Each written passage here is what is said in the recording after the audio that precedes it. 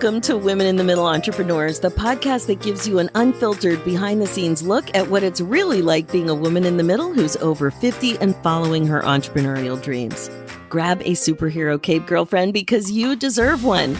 I'm your host, Master Certified Life Coach and Midlife Mentor, Suzy Rosenstein, and I am excited to inspire you with interviews that feature all of this midlife amazingness. Let's go.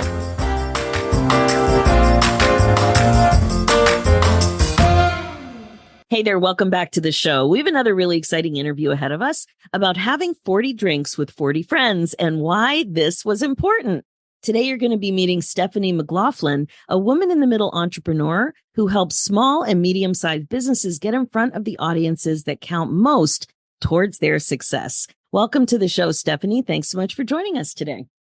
Thanks, Suzy. I'm thrilled to be here.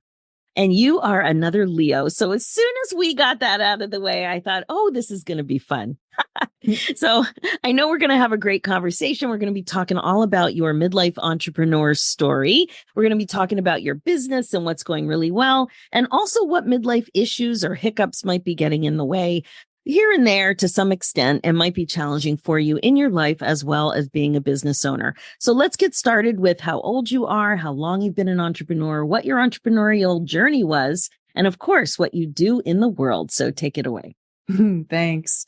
So I'm 52. My younger brother called me on my birthday and said, did you know that you're now as old as there are as many cards on a deck? So if anybody ever asks you to play 52 pickup, you're qualified. So I've got that going for me.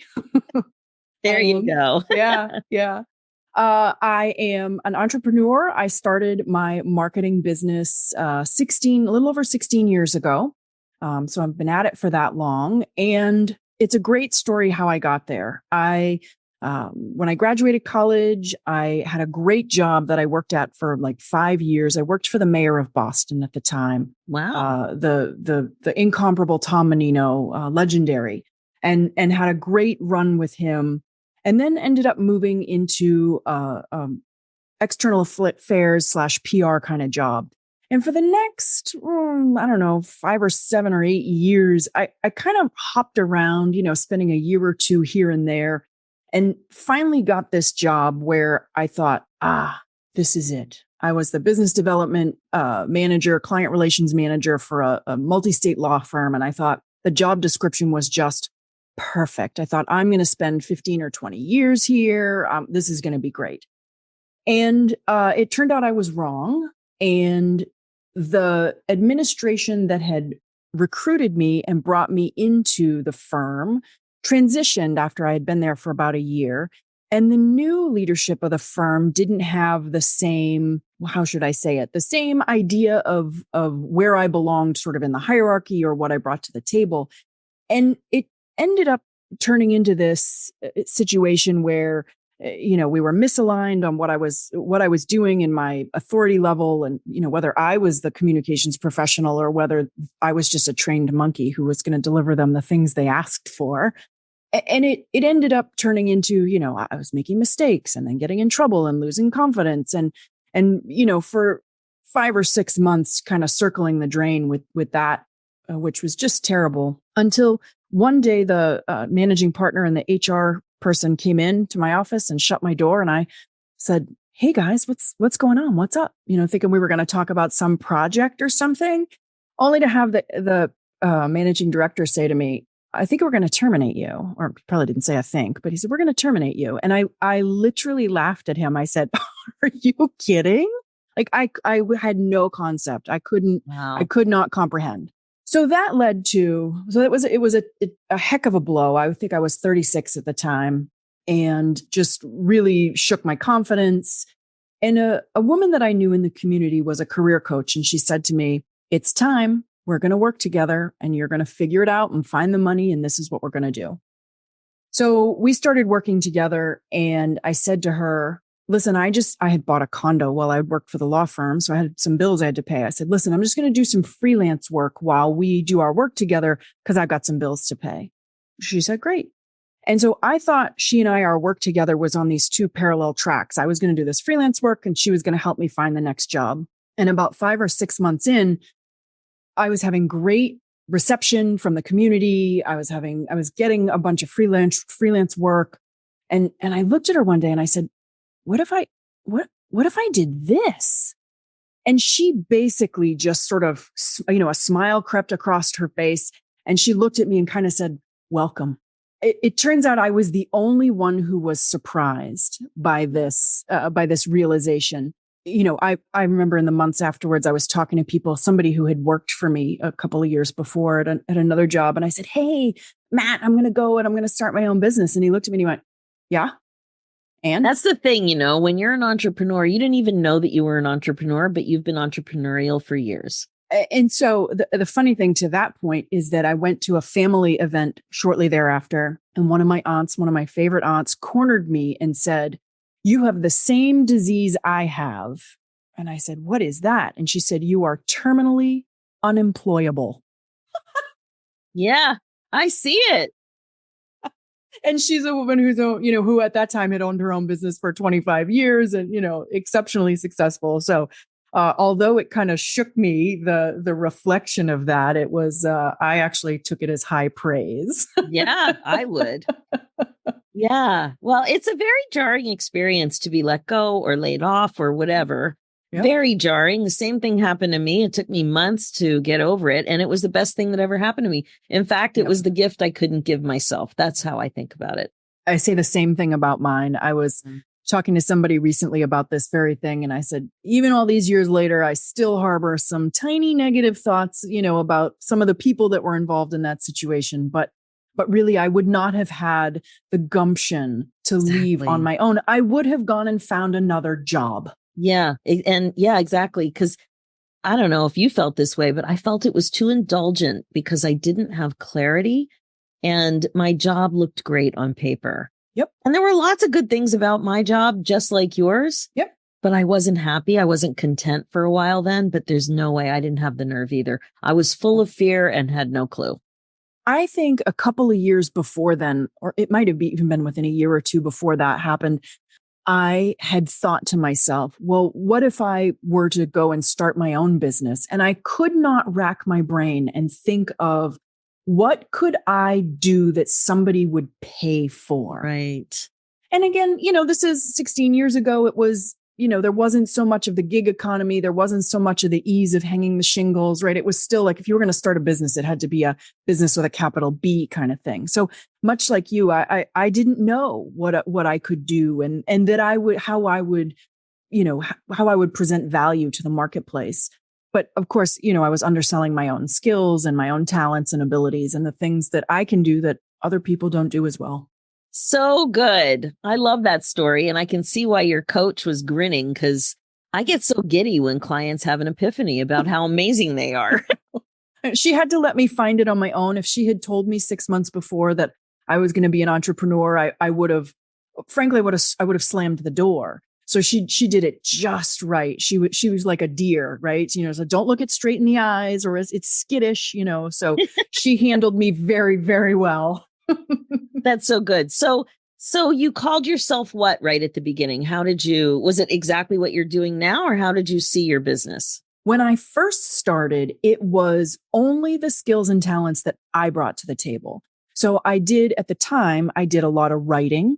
I did a lot of public relations. I did some event planning. And those were the things that I could bring to the table and friends in the community who would hire me to do X, Y, and Z. One of them owns a web agency and, I would write websites for him for the first year or year and a half. And then a couple of years in, I met a woman who was a graphic designer who she and I collaborated on a small project. And then we realized that we kind of liked each other and kind of worked well together. And so then I started asking her for help on this and on that and on that. And soon I was able to add her talents to the menu. And that's how the business has grown over the years. Different people have come onto the team who have added capabilities and talents that have allowed me to broaden what I present as offerings, which today, it's pretty much a full service agency minus some video production. Wow, that's amazing. And then I know that you had this other idea and you have a podcast. Tell us a little bit about that. I do. Well, I'm going to have to take you back 12 years because the podcast is built off an idea to celebrate my birthday when I turned 40. So when I turned 40, I was in a place in my life where I just wasn't into the big party things in my life. I was, had been dumped by yet another terrible boyfriend, and it just felt like the wedding I never had. All those people coming together to celebrate me, and you get 5 minutes with each of them. And just at that point in my life, even though I'm the Leo and I love me some spotlight, it just felt icky. So I came up with this crazy idea to have 40 drinks with 40 people in 40 different places. And each drink would have some thematic connection to my friend or our relationship. And when I first came up with the idea, I loved how ridiculous it was. That's what spoke to me, was just how long it could extend my birthday. Again, I love this idea. It doesn't even seem ridiculous to me. Anyway, that is the part that resonated most with me. I thought it would be fun. Yes. I thought it would be silly. I thought it would be a great way to extend my birthday.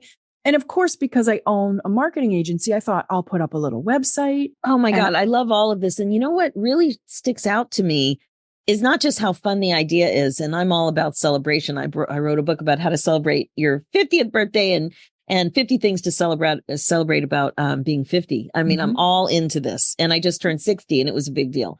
But I love that you focused on the relationship piece of it. And to me, that is so meaningful. And you're giving that to the other person too. Yeah. And so it's just a love fest. So did that person know that there was a theme, or did you just think about it that way? No, what happened was we'd get together, and the beginning part of the conversation was always, what should be our drink? And so a lot of times, you'd order a drink because it might take you a little while to come up with the drink. And then you'd figure out, we knew each other in high school. And then, and we did this together. And, we used to go there. And, we vacationed here and we did that. And so the first part of this get together with my friend or friends was always about trying to figure out what we were going to have to drink, which naturally brought up when we were close or friendly, or because I grabbed people from all walks of my life. Grammar school, high school, college, old boyfriends, people I used to work with, family members. I mean, it was just a cross section. It was this is your life kind of thing. Oh, I over the love course that of so a year. much. It's getting better. It's getting better, Stephanie. I love it. It was so much fun.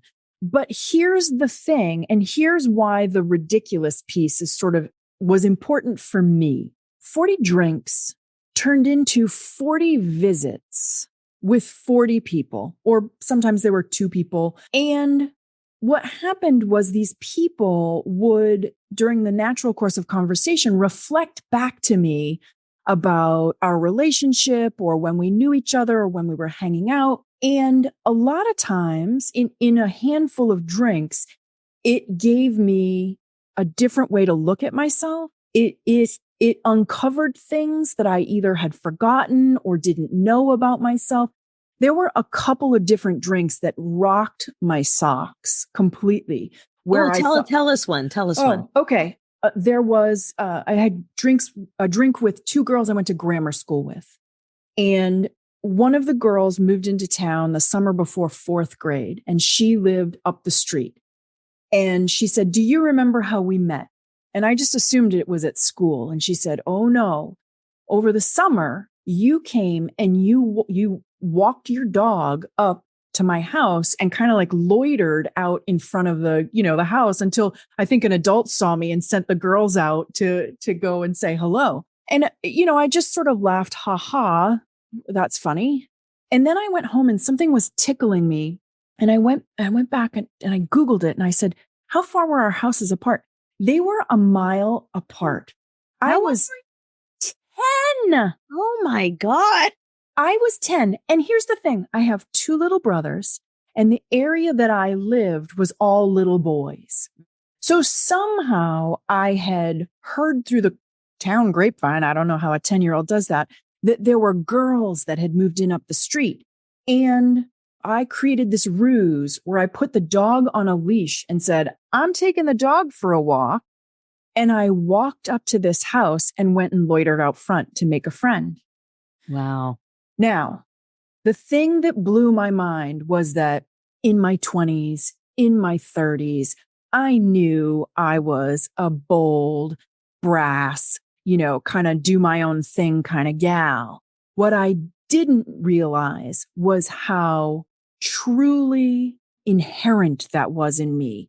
That I was a 10-year-old kid and walking a mile to go make a friend. And during this process, I said to my mother, I told her the story and I said, can you believe this? And she said, of course I can believe it. Why do you think we kept you on such a short leash?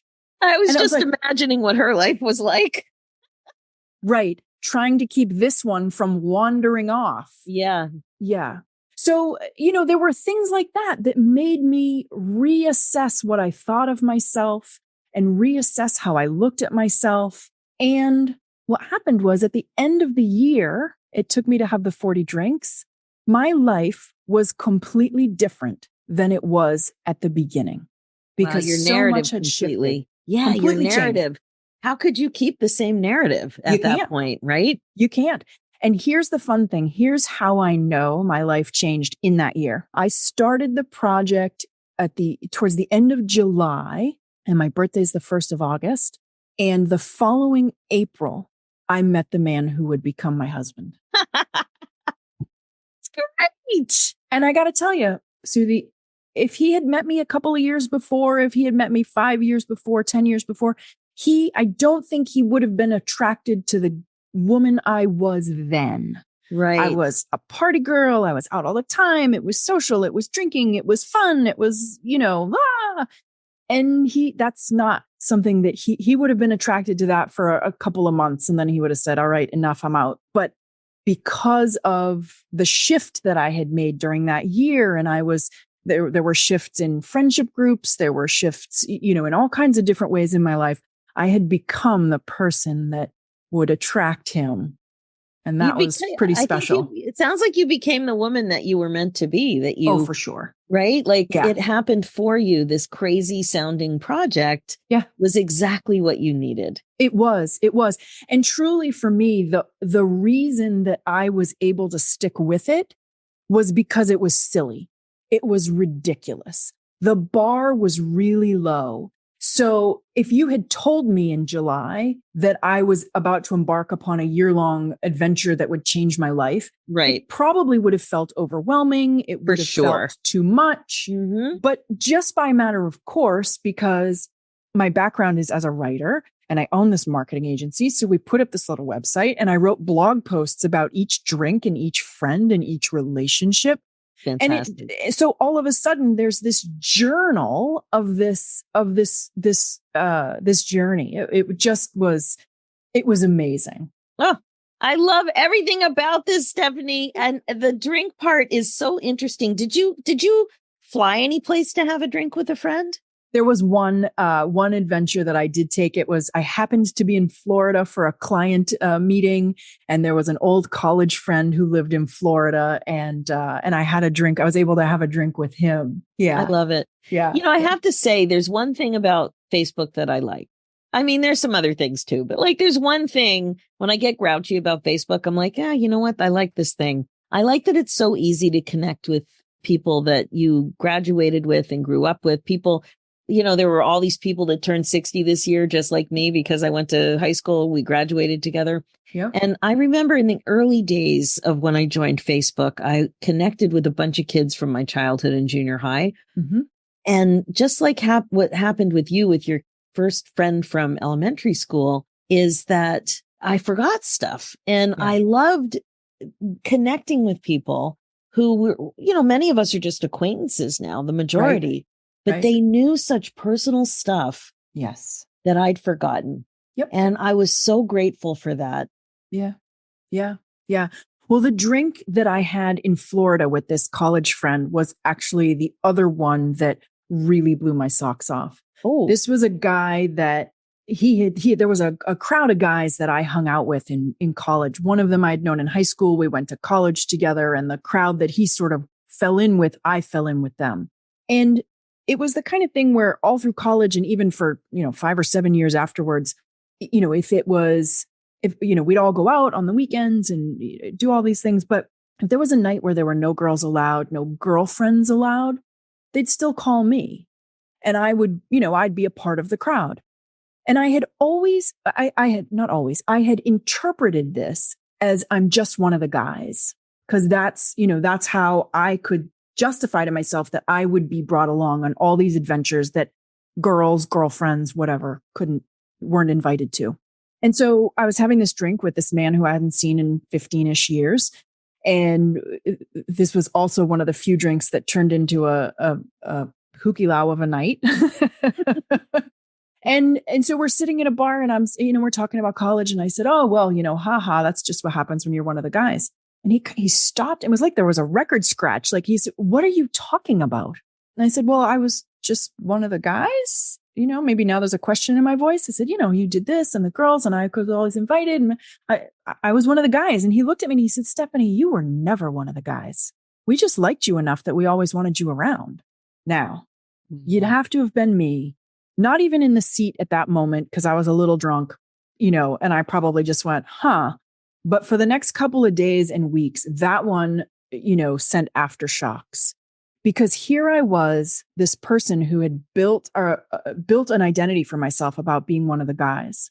And in fact, when that crowd of people kind of dissipated, the next crowd I fell into was mostly men. And so again, I had this narrative that I was one of the guys and that I got along better with men and that I didn't do that well with women.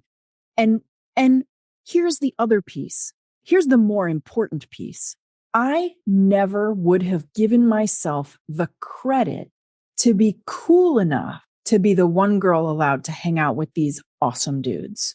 I mean, these guys were awesome. I mean, this was the 90s. We were living in Boston. We were kings of the universe. I mean, and I was always invited. And I never would have given myself enough credit to be the girl that was that cool. So if I had built this identity around being one of the guys, and then for 15 or 20 years after built structures on top of that foundation, what happens if the foundation isn't true? Yeah, it's very jarring. Things that are positive are jarring, right? Yeah. It's just like, wow. Yeah. Wow, that's awesome. So what's the name of the podcast? So the podcast is the 40 Drinks Podcast. Amazing. And yeah. So now so the thing that really struck me in the year or two after I turned 40 was that I'm not the only one that went through this crazy transition around age 40. And exactly. In fact, it is a developmental stage that most of us don't know about. And so I became really curious about what happened to other people around turning 40. So on the 40 Drinks podcast, I talk to others who have gone through some amount of transition, sometime between 35 or 45, give or take. Mm-hmm. And talk about that transition from first adulthood to second adulthood, when you throw off the power of all the shoulds and you really step into a more authentic and meaningful version of yourself.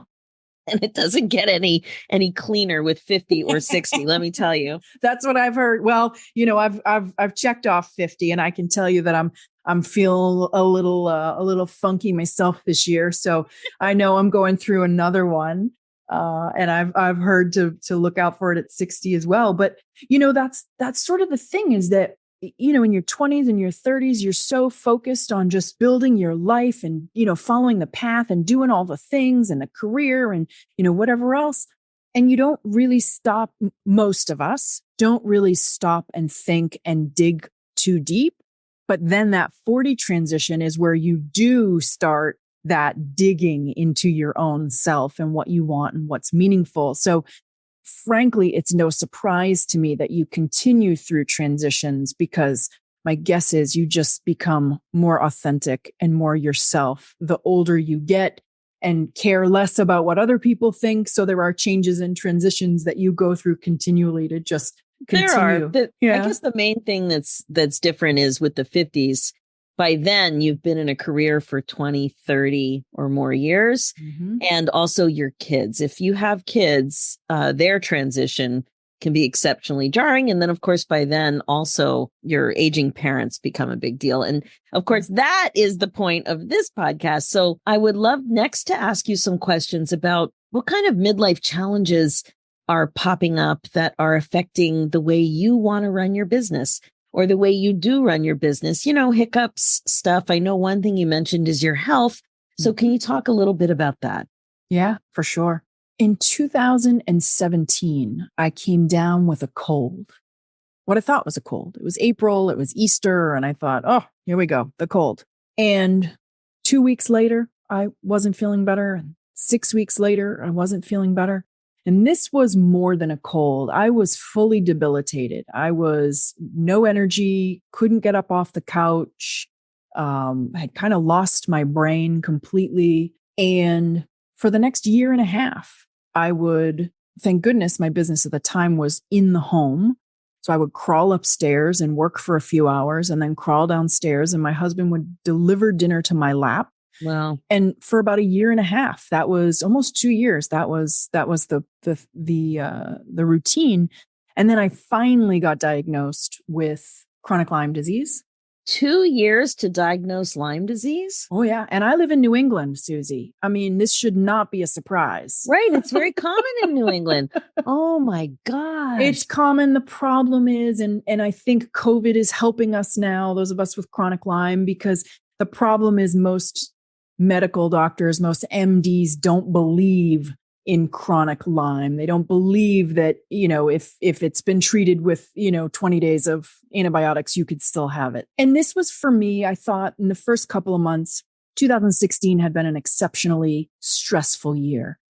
My husband and I got married, but we had to move our wedding forward several months because my dad was sick. And we had gotten news that sooner rather than later was going to be better. So we in the course of 2 or 3 days, replanned an entire wedding for 30 days hence. So we got married. My dad was great at the wedding, but then he was very sick. We lost him in August. And so it was just, a very, very difficult year. So again, I'm thinking maybe this is just the stress crash after. But it was more than that. It was more than stress. I also have an autoimmune thyroid condition. It was more than Hashimoto's. It's, Lyme disease. So now I've got this soup of chronic and vague and difficult to treat issues that I have to work on while also running a business that now has a handful of team members. It's not just me. I'm responsible for 5 households now. So how do you manage that on a day that's not great? Yeah. So one of the things that I've done as a grown-up and somebody who runs my own business and is able to organize my own life is I have firmly stepped into the fact that I am not a morning person. And in fact, mornings are difficult for me. I am like a battleship. It takes me hours to get up to speed. So you know what? You're not going to see me at the office before 11 or 11:30. But 11 to 7 are my best hours. So you know what? When most people are losing their steam at 3 and 4, I am cranking up. And at 5 and 6, those are my good hours. Oh, I love this, Stephanie. When I saw this in your notes, I got excited because one of the main things I talk about on this podcast is the need for a midlife operating system. And so many times it's a problem because we're just autopilot living our lives the way we've been doing for so long, completely disconnected emotionally and physically often, right? And so for you to have that awareness, oh, I can run my life. I can make different hours. I'm an entrepreneur. I love my flexibility. Oh, I could take care of myself this way. What a concept. I mean, it's a lot, even though it seems so obvious. Yeah. But that is brilliant. I love that. So the other people in your company, or your agency, they can work when they work best? Or how do you do that? So the funny thing is, I have always said, long before I got sick, Savoir Faire is a very small company and the benefits ain't great, but the biggest one is flexibility. because what I want to do is attract midlife career people who are in the midpoints of their careers, who are just exceptionally talented, but maybe they don't want to fit into the structure of the 9 to 5. So I have always offered flexibility for my team. In fact, one of my graphic designer, who I talked about earlier, for a year or so, her husband was working third shift. And because their lives were so offset, she said, I'm going to work third shift. And I said, great, do it. As long as we had a couple hours in the middle for us to overlap, it's like you work at 4 a.m. and I'll work at 4 p.m. And as long as we're meeting all our deadlines and all our objectives, it's good. Oh, I love that. That is such a gesture of self-care. Yeah. And what a relief to just know that you've made the decision and it just becomes the way you do normal, Yeah. Well, and the funny thing is even though I stepped into it, I still have to put up with the ribbing, whether it's from my brothers, are you up yet? And even my clients know not to look for me. I had a client who knows, he doesn't know all the minutia, but he knows that I'm not in first thing in the morning. So if he calls me at 10 or 10:30, A, I know he needs me. And B, his first words to me are going to be, are you up? Wow. Well, you have the flexibility, you understand your health issues, and you're taking care of yourself. And that is a beautiful thing. Yep. Now, what would you say you want next in your business? Oh, that's a great question. I love the way my agency has turned out. I love the clients that we're working with right now. We have only ideal fit clients. Wow. And it's just beautiful. I would love to grow the agency by maybe a client, maybe 2, not hugely, but my real big, hairy, audacious dream these days is to grow the podcast. What do you want with it? What do you want with the podcast? Suzy, I want it all. I want to be someone that people look to for guidance and advice on this early transition in your late 30s and early 40s. I want to be the one that tells people that it's coming. So it's not a surprise. I think culturally it's not well known. Agreed. That there's a transition coming. And so I want to make sure that people don't have it as hard as I had it. People don't have to get hit with a 2x4 in the face before they know that, hey, maybe we should think about some stuff here. So I want to be that expert. I want to be that person that people turn to. And I would love to grow something around that. I don't know what it looks like yet. I'm still just building the foundation, but could it be a revenue generating thing in some way? Is it, I'm a writer. Is it is it books? Is it content? Is it, is it a community? I don't know. Is it workshops? Is it seminars? It could be anything right now. So what I'm really focused on is just building a really good, solid foundation. And I know every episode, every interview is just another brick in the foundation. And if I just focus on continuing to move forward, then I will be rewarded with the ideas that are the ahas, they will come to me. I know they will. I just have to trust in them. I agree. Trust the path, man. It's the way to go. We can't guarantee anything. If you forced an idea at this point, it would be awkward. It wouldn't, it just wouldn't. It'd fall great. flat. Yeah. So good. Okay. So after podcasting for a year, what have you taken away from it so far? Like, what's been a big aha for you? I think one of the big ahas for me is that it's going to take a little longer than I thought, right? This is not Field of Dreams. This is not, just plow down the corn and put in the baseball field and they're all going to show up.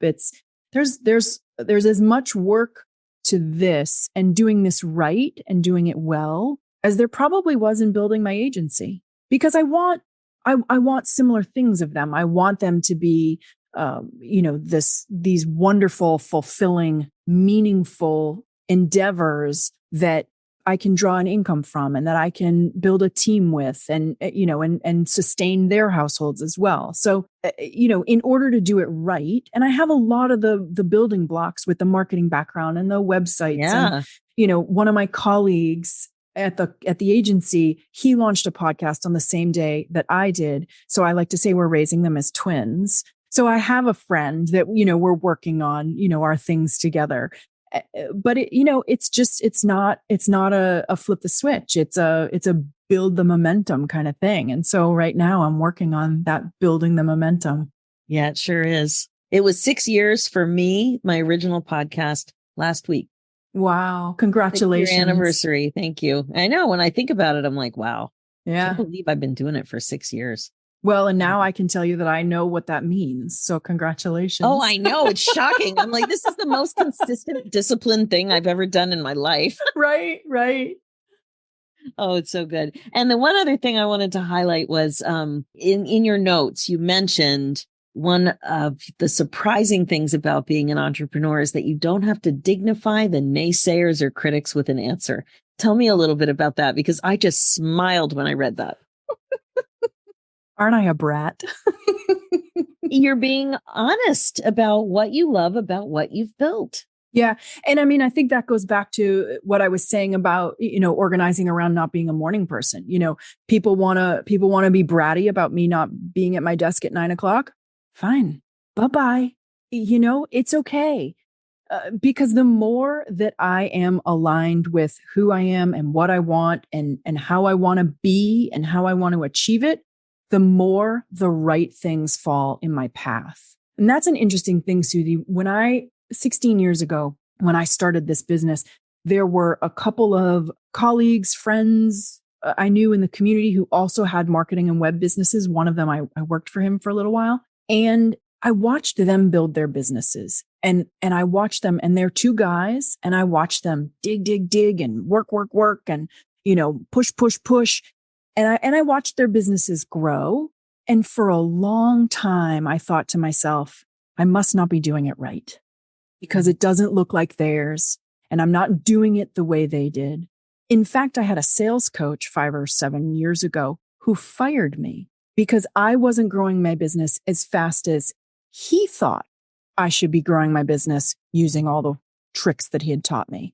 And so for a long time, I thought, oh gosh, I think I'm doing it wrong. I don't even know what to say to that. My goodness. I know. But the great thing was when I got sick and I had to work less, the business became more successful. It was like, I was getting, positive reinforcement for good behavior kind of thing. Don't get me wrong. I had a great team and they helped me, but for many years, I was not able to work full time. And even now I'm not always able to work a full day or a full week, but that's okay because the business is more successful than it was before I got sick and was dig, work, pushing. So the more that I am just true to myself, the more successful I will be and my business endeavors will be. And if that doesn't look like you think it should look, oh, well, exactly. Oh, well, bye-bye. So good. How can people best get in touch with you? I think the best way to find me is at the podcast website, which is 40drinks.com. And you spell out the word 40. So that's 40drinks.com. Okay. Amazing. Stephanie, thank you so much for taking time from your busy day and your special hours and sharing all of this. I really appreciate how you have figured out what you want, even with an illness and that kind of stuff going on, and you're just going for it. And you're doing it in a fun, what it might appear sometimes as ridiculous, although I didn't think it was ridiculous. I just thought it was the best ever. You're doing your own thing in your way on your terms, and that just makes me smile. So thank you so much. Thanks for having me, Suzy. All right, that is it for now. If you're listening and loving what you hear, please like and subscribe. Reviews are great too and much appreciated. And if you're a woman in the middle who's 50 or over and an entrepreneur and would also like to come on the show, please go to www.midlifeinterviews.com and fill out an application.